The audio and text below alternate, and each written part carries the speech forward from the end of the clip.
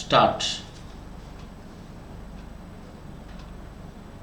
The house may remember the talk about building up the northern tier defense and about the Baghdad Pact.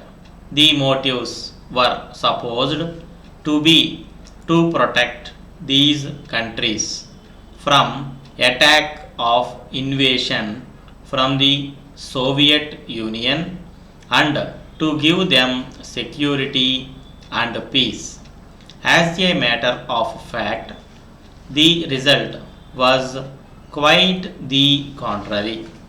The troubles of these countries only increased because of such an approach. The Arab countries, at any rate, the governments were divided, some in the Baghdad Pact and some outside it, while the government carried on a cold war against each other. The people almost in every Arab country were powerfully affected by this side of Arab nationalism.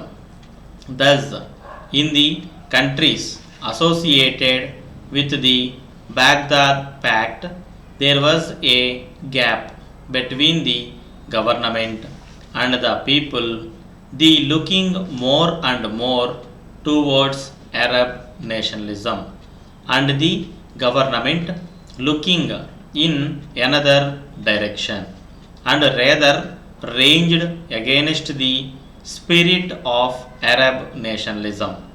I believe it surprised even the people in Iraq and Egypt.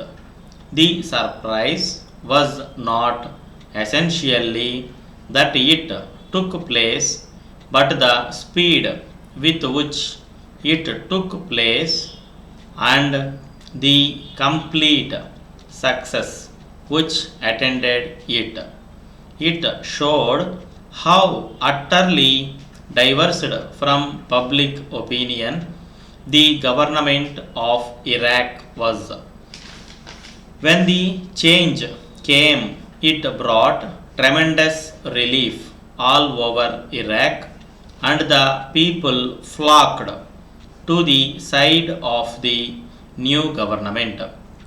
So, this attempt at not recognizing the spirit of Arab nationalism, even trying to come in its way and obstructing it, really achieved the opposite effect. It encouraged nationalism as such an approach will inevitably do.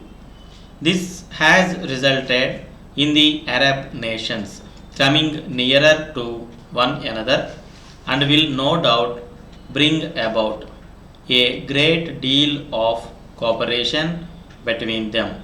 It was said that some kind of an Arab empire was being built up, which was dangerous.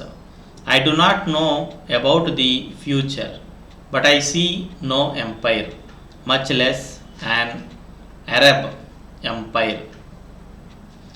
The theory of the vacuum is sometimes advanced as if the removal of the influence of some great powers must necessarily be filled in by some other powers.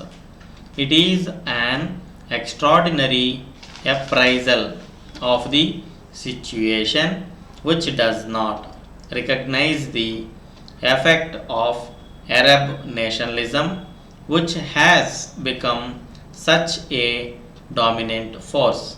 We are convinced that any of the problems of West Asia must be based on the recognition of the dominant urge and force of Arab nationalism.